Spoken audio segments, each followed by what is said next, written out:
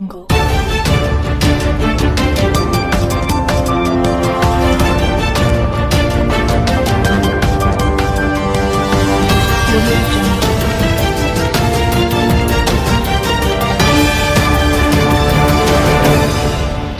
નમસ્કાર મિત્રો, હવામાન ગુજરાત યુટ્યુબ ચેનલમાં આપ સૌ મિત્રોનું સ્વાગત છે। આજે તારીખ 17 મે 2025 ખાસ કરીને આજે મહત્વના હવામાન સમાચાર જાણવાના છે, જેમાં અરબ સાગરની અંદર વાવાઝોડું બનવાનું છે, ગુજરાત સુધી પહોંચવાનું છે કે ગુજરાતની અંદર ટકરાવવાનું છે કે કયા વિસ્તારમાં તેની અસર જોવા મળશે।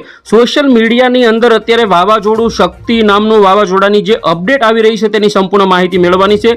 ચેનલમાં નવા હોય તો સબસ્ક્રાઇબ કરી લેજો। સૌથી પહેલા આપણે વાત કરવાની છે કે વાવાઝોડું જો અરબ સાગરમાં બને તો મુંબઈ મહારાષ્ટ્રથી લઈ દક્ષિણ ગુજરાત, સૌરાષ્ટ્ર અને કચ્છ સુધીના અડધા ગુજરાતને અસર કરશે। ભારેથી અતિ ભારે વરસાદ અને પવનની ઝડપ 100 થી 125 કિલોમીટર પ્રતિ કલાકની વાવાઝોડાની ઝડપ આપણને જોવા મળશે। જોઈએ ખાસ કરીને અત્યારની અપડેટ કે વાવાઝોડું ક્યારે બનવાનું છે, તો અરબ સાગરની અંદર જે વાવાઝોડું બનવાનું છે 22 તારીખ પછી બનવાનું છે। 22 તારીખે લો પ્રેશર જેવી સ્થિતિ હશે અને સૌરાષ્ટ્રની અંદર પવનની ઝડપ રાજકોટ, સુરેન્દ્રનગર આજુબાજુ 68 કિલોમીટર પ્રતિ કલાક પણ જોવા મળી શકે, કારણ કે એક મિની વાવાઝોડા જેવી સ્થિતિ સર્જાય છે। 24 તારીખે વાવાઝોડાની જે ગતિવિધિ છે તે આગળ વધશે। મુંબઈથી 60 કિલોમીટર પ્રતિ કલાક સુધીની પવનની ઝડપ હશે। 25 તારીખે વહેલી સવારે 80 થી 100 કિલોમીટર પ્રતિ કલાક પવનની ઝડપ સાથે આગળ વધશે। 25 તારીખે રાત્રિના સમયગાળા દરમિયાન વાવાઝોડું 100 કિલોમીટર પ્રતિ કલાકની પવનની ઝડપને પાર કરશે અને ખાસ કરીને 101 થી 105 કિલોમીટર પ્રતિ કલાક પવનની ઝડપ હશે, જ્યારે વાવાઝોડું ગુજરાતની એકદમ નજીક 26 તારીખે અને 25 તારીખે પસાર થશે, જેમાં 110 કિલોમીટર સુધીની પવનની ઝડપ હોઈ શકે અને વધુ પણ હોઈ શકે। જ્યારે સાયક્લોન બને ત્યારે ખ્યાલ આવશે। સૌરાષ્ટ્રના જે વિસ્તારો છે તેમાં અસર કરશે।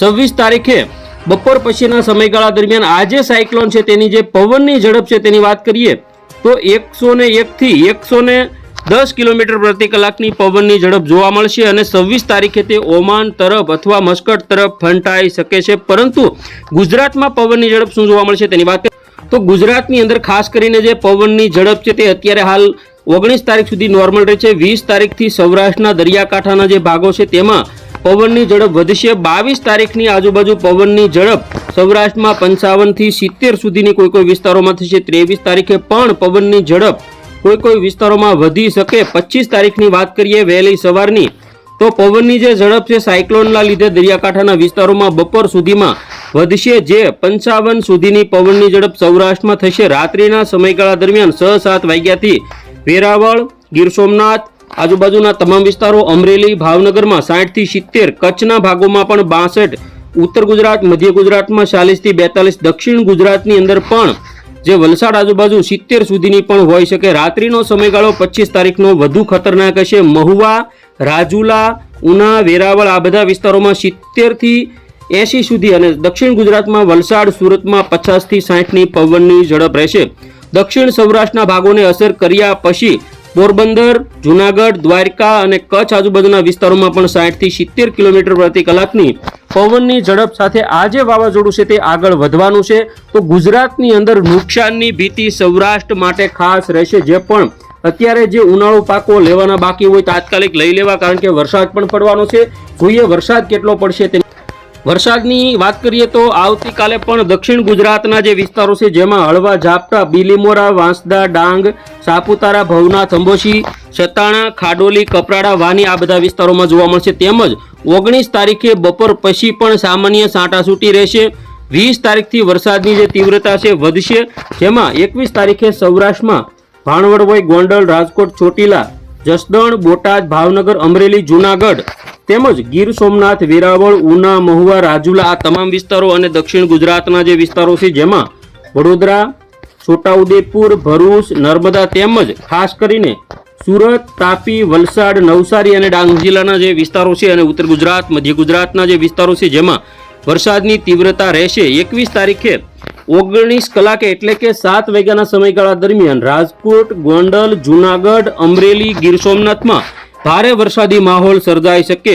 22 તારીખની અપડેટ જોઈએ। 22 તારીખે બપોર પછીના સમયગાળા દરમિયાન સૌરાષ્ટ્રના વિસ્તારોમાં પોરબંદર, જુનાગઢ, રાજકોટ, અમરેલી, ભાવનગર, સુરેન્દ્રનગર અને મોરબી તેમજ મધ્ય દક્ષિણ ગુજરાતની અંદર વડોદરા, છોટાઉદેપુર, નર્મદા, ભરૂચ, સુરત, વલસાડ નવસારી, ડાંગ, તાપી, દાહોદ પંથક સુધીના વિસ્તારોમાં વરસાદ જોવા મળશે.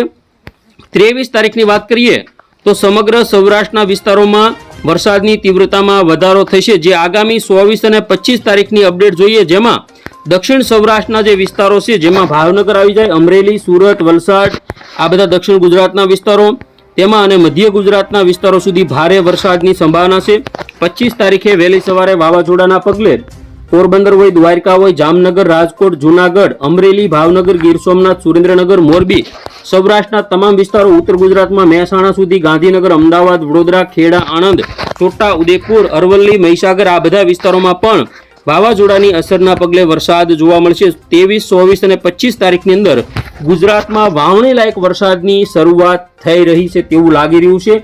ખેડૂતોએ વાવણી અવશ્ય કરવી જોઈએ. જો વરસાદ પડે તો તૈયારી કરી લેવી અત્યારથી. ખાસ કરીને 20 તારીખથી 25 તારીખ 27 તારીખ સુધીની અંદર ગુજરાતમાં વાવાઝોડા વચ્ચે વરસાદની પણ સંભાવના રહેશે. તો આ હતા આજના મહત્વના હવામાન સમાચાર. ફરી વખત મળીશું નવી અપડેટમાં નવા વિડીયો સાથે. જોતા રહેજો હવામાન.